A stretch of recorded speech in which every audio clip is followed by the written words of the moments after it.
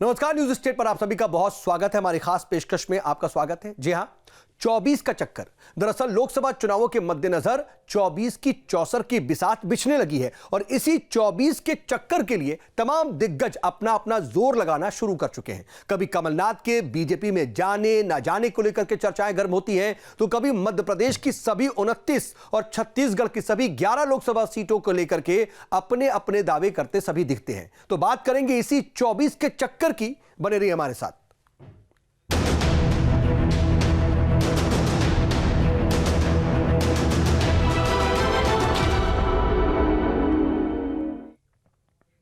यह 24 के चक्कर में सबसे पहले बात कमलनाथ कथा की। बीते कुछ हफ्तों में मध्य प्रदेश के कई बड़े कांग्रेसी दिग्गजों के बीजेपी में जाने की खबरें सुर्खियों में रही, लेकिन इसी बीच जब अचानक से यह खबरें आने लगी कि कांग्रेस ने जिनके चेहरे पर विधानसभा का चुनाव लड़ा वो कमलनाथ खुद बीजेपी का दामन थामने वाले हैं, तो इसने हर किसी को हैरान कर दिया। माना गया कि इसके पीछे है 24 का चक्कर।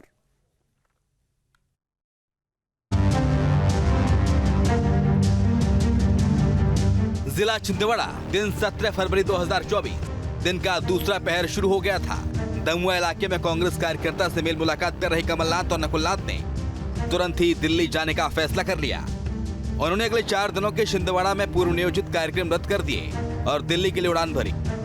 पार्टी से नाराजगी और बीजेपी में जाने के अटकलों के बीच कमलनाथ का अपने सांसद बेटे नकुलनाथ के साथ इस तरह अचानक से बिना कुछ कहे सुने दिल्ली कूच कर जाना बड़ी खबर बन गया। बीते करीब 1 महीने से चल रही अटकलों को पंख लग गए और चर्चाएं शुरू हो गई कि कमलनाथ अपने बेटे नकुलनाथ के साथ बीजेपी ज्वाइन करने जा रहे हैं। इस खबर का इस तरह से उठ जाना यूं ही नहीं था, बल्कि खुद कमलनाथ का छिंदवाड़ा में अपने करीबी लोगों के साथ बातचीत का बदला अंदाज लोगों को इस खबर के करीब ले जा रहा था कि वो कांग्रेस छोड़कर बीजेपी ज्वाइन कर सकते हैं। वे बात बात में लोगों से पूछ बैठते थे। चर्चाएं चल रही हैं, लोग बात कर रहे हैं, अगर बीजेपी ज्वाइन कर भी ली तो क्या होगा।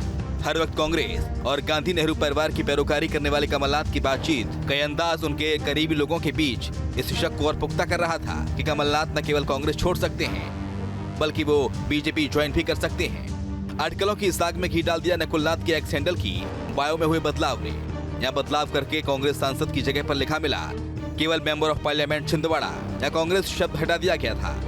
कमलनाथ ने दिल्ली पहुंचकर भी साफ कोई से इनकार न करके टालने वाला जवाब दिया तो अटकलों की आग और भड़क गई। देखिए, कमलनाथ जी के जाने से तो थोड़ा बहुत फ़र्क पड़ता, लेकिन अब वो चूँकि नहीं गए हैं और ये जो एपिसोड हुआ, जो चर्चा चली, इसका मुझे जो लगता है कि बहुत ज़्यादा फ़र्क नहीं पड़ेगा। क्योंकि मोटे तौर पर अगर देखें तो कांग्रेस के जो समर्थक या कार्यकर्ता है उसको हम 2 श्रेणी में बांट सकते हैं। एक तो वो हैं जो हमको दिखते हैं, जो पद प्रतिष्ठा के आसपास रहते हैं, उनके थोड़े बहुत मनोबल पर फ़र्क पड़ता है। लेकिन जो कार्यकर्ता पार्टी के लिए काम करता है, जो मतदाता पार्टी के लिए काम करता है, उससे इस एपिसोड पर कोई फ़र्क नहीं पड़ेगा और कांग्रेस का अपना वोट बैंक रहेगा वहीं।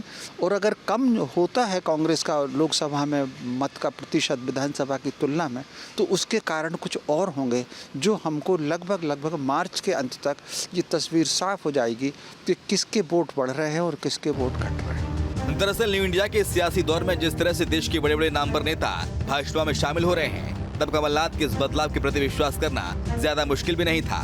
कमलनाथ की बेहद करीबी लोगों ने इन अटकलों को बल देने का काम किया। मसलन कमलनाथ को सीएम की कुर्सी पर बैठने की औपचारिकता पूरी करने के लिए अपनी विधानसभा सीट छोड़ने का बलिदान करने वाले दीपक सक्सेना ने कहा कि कमलनाथ के कांग्रेस में अपमान होने लगा है। उनके दूसरे सबसे करीबी और कमलनाथ कैबिनेट में मंत्री रह चुके सज्जन सिंह वर्मा ने कहा कि हमारे नेता जहाँ रहेंगे हम भी वहीं जाएंगे।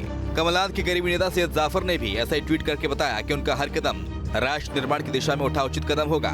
अब कमलनाथ कैंप के इन सारे नेताओं की इस बयानबाजी से साफ हो गया कि कोई अचानक हुई घटना नहीं है। कमलनाथ कहीं न कहीं नाराज जरूर हैं, वे आलाकमान की उपेक्षा के शिकार हैं।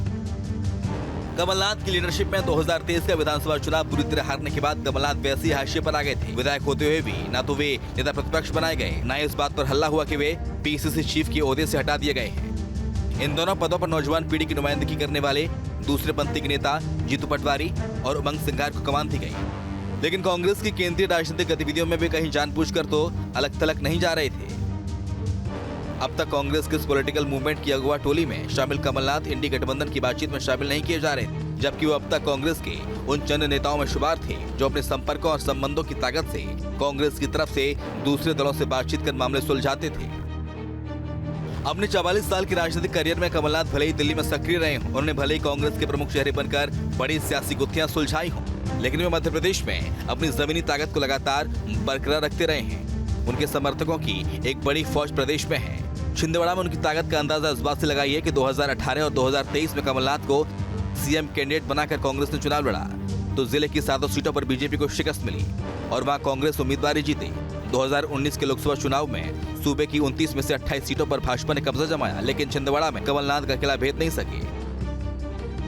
इस अकेली सीट पर कमलनाथ के बेटे नकुलनाथ ने जीत हासिल की। दूसरा उदाहरण ये कि 2023 से लगातार बीजेपी से करारी शिकस्त खा रही कांग्रेस ने 2018 के चुनाव में जिम्मेदारी कमलनाथ को दी तो 15 साल बाद प्रदेश में कांग्रेस की सरकार लौट आई। लेकिन जब 2023 का विधानसभा चुनाव कमलनाथ की लीडरशिप में हार गए तो ठीकरा फोड़कर कमलनाथ को लगभग हाशिए पर डाल दिया गया। एक तरफ कांग्रेस में दरकिनार हो रहे कमलनाथ, दूसरी तरफ भाजपा अपनी लोकसभा सीटें बढ़ाने को बेकरार। सियासी हलकों में चर्चाएं शुरू हुई कि कमलनाथ का छिंदवाड़ा किला भेदना इतना आसान नहीं है, लिहाजा उचित उम्मीदवार की खोज में एक निशाना नकुलनाथ का भी होना स्वाभाविक है। ये डील बिना कमलनाथ की रजामंदी के मुमकिन भी नहीं, लिहाजा बीजेपी ने भी अपने चौसर बिछाकर चाल चलने शुरू कर दी। बीजेपी ये जानती है कि कमलनाथ अकेले नहीं है, उनके साथ कई विधायक और दिग्गज नेताओं की एक बड़ी फौज है और जहां कमलनाथ रहेंगे उनकी फौज भी वहीं चली आएगी। और अगर ऐसा हुआ तो मध्य प्रदेश में कांग्रेस की रहनुमाई भी बेहद कमजोर हो जाएगी, साथ ही देश में भी कांग्रेस को बड़ा डैमेज होगा। राहुल गांधी की यात्रा को बेअसर बताने की रणनीति में इस तरह की सियासी घटना बड़ा रोल निभा सकती है। हालांकि विधानसभा चुनाव में मिली जीत और अयोध्या राम मंदिर पुनर्निर्माण के बाद बीजेपी के हौसले बुलंद हैं, लेकिन बीजेपी की फितरत रही है कि वो अपने मनोबल को और बढ़ाने के लिए कोई मौका नहीं चूकती है। बहरहाल कमलनाथ की चुप्पी से शक बरकरार रखा है। खुद से जुड़ी किसी भी खबरों को लेकर तपाक से जवाब देने वाले कमलनाथ इस मामले पर पूरी तरह मौन है। उनका एक्स हैंडल भी शांत, लेकिन उनकी कांग्रेस की बैठक में मौजूदगी की खबर ने बीजेपी में जाने की खबरों को फिलहाल विराम दे दिया है। हालांकि इस बैठक से छिंदवाड़ा के विधायक नदारद रहे, जबकि इससे पहले कांग्रेस के प्रदेश प्रभारी बाबा जितेंद्र सिंह ने छिंदवाड़ा से सांसद नकुलनाथ के अगला लोकसभा चुनाव लड़ने पर मुहर लगाते हुए कहा कि वो पार्टी के मजबूत उम्मीदवार हैं। ऐसी कोई बात नहीं है, ये जो अफवाहें हैं ये भारतीय जनता पार्टी द्वारा चलाई गई है और उसको तूल दे दिया मीडिया ने। तो इस तरह की बात नहीं है। माननीय श्री कमलनाथ जी हमारे बहुत ही सीनियर लीडर हैं। खैर, कमलनाथ अब भी कांग्रेस में ही हैं, लेकिन मौन हैं। शायद 2 मार्च को राहुल गांधी की मध्य प्रदेश में न्याय यात्रा में आमद के साथ उनकी सक्रियता इस बचे कुछ शक को पूरी तरह खत्म कर दी। इधर प्रदेश कांग्रेस के अध्यक्ष जीतू पटवारी कहते हैं कि ये सब भ्रम की किसी साजिश का हिस्सा है, कमलनाथ नहीं है, और भाजपा कहती है कि इस एपिसोड में सबसे बड़ा डैमेज कांग्रेस और कमलनाथ को ही हुआ है। कमलनाथ जी के लिए आपने जो सवाल किए, मैं समझता हूँ सारी बातें कल समाप्त हो गई है। अब उन बातों के लिए न आपके पास कोई मसाला है न बीजेपी के पास कोई मसाला है। कमलनाथ जी ने सबके सामने वक्तव्य दे दिया कि ये गुमराह और भ्रमित करने वाली बातें सब विपक्ष और मीडिया की थी। तो मैं समझता हूँ कोई बात इसमें बची नहीं है। ये कांग्रेस की स्थिति है। कांग्रेस आत्म अवलोकन करे कि ऐसी स्थिति से क्यों गुजरना पड़ रहा है उसको, क्योंकि न नेतृत्व है, न नीति है, न नीयत है, जिसके कारण कांग्रेस की ये दुरावस्था होती जा रही है। इधर इस शांत होते घटनाक्रम को सीएम मोहन यादव भी हवा देते नजर आए। बीते दिनों उन्होंने छिंदवाड़ा में शक्ति प्रदर्शन कर न केवल कमलनाथ समर्थक कई कांग्रेसियों को बीजेपी में शामिल करवाया, बल्कि बिना नाम लिए कमलनाथ को लेकर इशारा कर दिया कि आज नहीं तो कल हमारे परिवार में शामिल होंगे। हम सब जानते हैं काल के प्रवाह में हमारे भी अपने बीच में से कई लोगों के मन डावाडोल हो रहे हैं और आज नहीं तो कल हमारे परिवार में सम्मिलित होंगे। दुनिया में कोई रोक नहीं सकता है, क्योंकि सत्य तो एक ही है। कोई आज आएगा, कोई कल आएगा, आने वाले का स्वागत। हालांकि इस बीच कमलनाथ को लेकर मंत्री कैलाश विजयवर्गीय ने जबलपुर में बड़ा बयान देते हुए कहा कि कमलनाथ के लिए बीजेपी के दरवाजे बंद हैं। बीजेपी को कमलनाथ की कोई जरूरत नहीं है। ये हमने तो पहले ही कहा था कि कमलनाथ जी की हमारी पार्टी में कोई आवश्यकता नहीं है, तो इसलिए हमने कहा था कि उनके दरवाजे बंद हैं। कमलनाथ के मूवमेंट की खबर ने सूबे की सियासत को हिलाकर रख दिया है। कांग्रेस के खेमे में तो तूफान का आलम था। एपिसोड खत्म हुआ या नहीं सियासत में कहना मुश्किल है, लेकिन फिलहाल ये तो सबसे बड़ा डैमेज खुद कमलनाथ को ही हुआ है। कांग्रेस की कोशिश है कि राहुल गांधी की न्याय यात्रा से इस नुकसान की भरपाई कर सके, लेकिन जानकारों के मुताबिक कांग्रेस के लिए इस तरह का डैमेज कंट्रोल एक बड़ी चुनौती है। राहुल गांधी की जो यात्रा है उसमें कमलनाथ प्रकरण पर कोई भी रिपेयर नहीं हो सकता, क्योंकि कमलनाथ जिस कद के नेता थे, ना तो उन्होंने उस बात का खंडन किया कि वो जो है नहीं जा रहे थे, या उन्होंने अपने आप को जिस तरह से इस पूरी कंट्रोवर्सी से दूर रखने की कोशिश की, उससे उतनी कंट्रोवर्सी ये बढ़ती गई। तो जो उनको व्यक्तिगत नुकसान कमलनाथ को हुआ है उसकी भरपाई नहीं हो सकती। एक अविश्वास का वातावरण जिसने भी एक बनाया था कमलनाथ को के भाजपा में जाने को लेके, वो सफल रहा है, और कार्यकर्ता जो हतोत्साहित पहले से ही था उससे और ज़्यादा हतोत्साहित हुआ है। तो ये तो रही कमलनाथ कथा, लेकिन साल 2020 में सिंधिया एपिसोड भी कम दिलचस्प नहीं था। लेकिन उस समय कयासों को सच साबित करते हुए ज्योतिरादित्य सिंधिया ने न केवल बीजेपी ज्वाइन कर ली थी, बल्कि मध्य प्रदेश में कांग्रेस की कमलनाथ सरकार को भी गिरा दिया था। लेकिन अब जब सिंधिया कांग्रेस में ना होकर बीजेपी में है, तो सियासी पंडित इस बात का गुणा गणित लगाने में लगे हुए हैं कि इस बार के लोकसभा चुनावों में इसका क्या असर पड़ेगा, यानी जो सिंधिया फैक्टर है बीजेपी को यह कितना नुकसान पहुंचाएगा और कांग्रेस को कितना बीजेपी को कितना फायदा पहुंचाएगा और कांग्रेस को कितना नुकसान पहुंचाएगा। अब जरा यह भी देख लीजिए।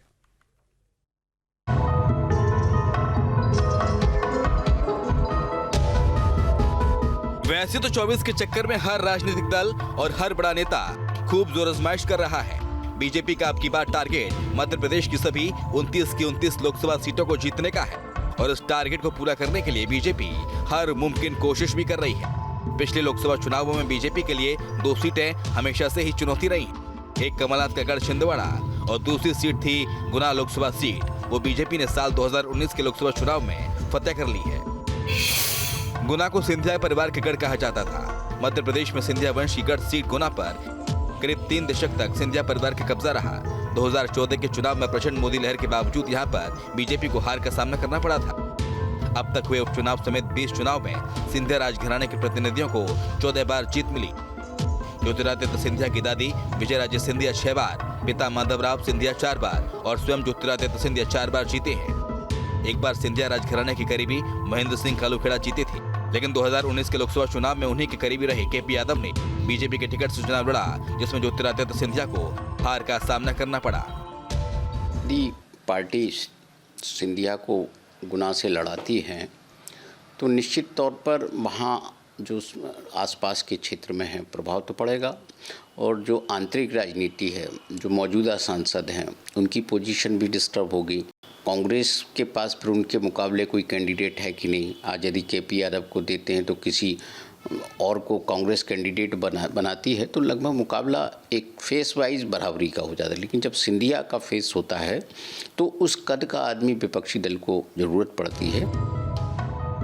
पहले सिंधिया कांग्रेसी थे, इस बार सिंधिया बीजेपी में है। ऐसे में स्वाभाविक है कि ज्योतिरादित्य सिंधिया के बीजेपी में आ जाने से गुना लोकसभा सीट को और मजबूती मिलेगी।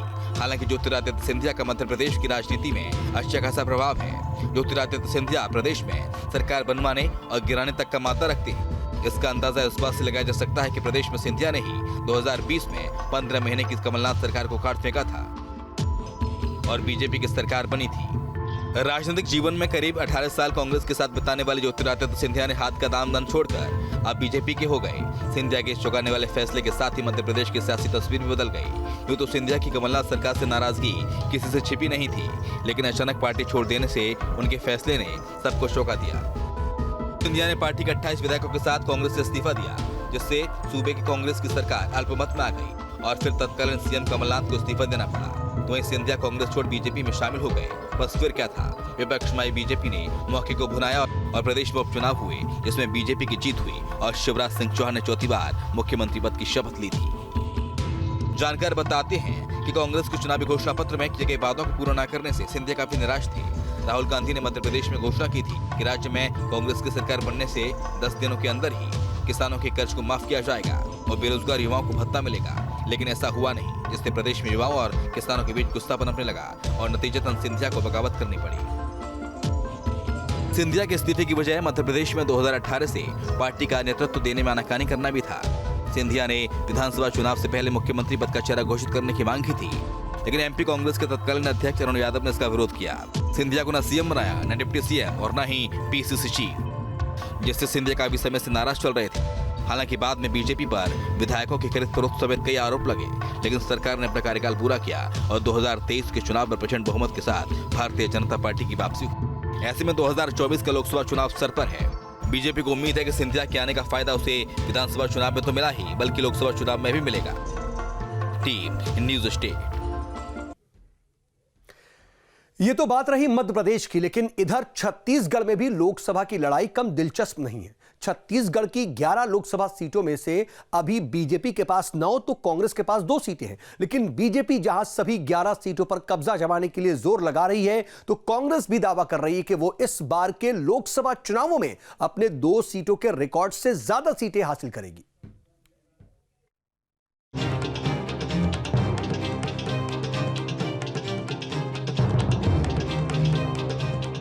छत्तीसगढ़ में बीजेपी की विधानसभा चुनाव में बम्पर जीत के बाद अब लोकसभा चुनाव की तैयारी शुरू हो गई है। लोकसभा चुनाव को लेकर बीजेपी ने अपनी रणनीतियों पर अमल करना भी शुरू कर दिया है, तो कांग्रेस भी कमर कस चुकी है। लेकिन लोकसभा चुनाव के लिए बीजेपी इस बार विधानसभा चुनाव वाली ही रणनीति बना सकती है। सूत्रों की माने तो बीजेपी इस बार 4 लोकसभा सीटों पर उम्मीदवारों की घोषणा पहले ही कर देगी। विधानसभा चुनाव में भी बीजेपी ने अपनी पहली लिस्ट आचार संहिता लगने से पहले ही जारी कर दी थी। ठीक इसी तरह लोकसभा चुनाव में भी बीजेपी उम्मीदवारों की घोषणा कर सकती है। लोकसभा चुनाव के लिए अभी 2 महीने से ज्यादा का वक्त है। कहा जा रहा है कि मार्च में लोकसभा चुनाव के लिए आचार संहिता लग सकती है।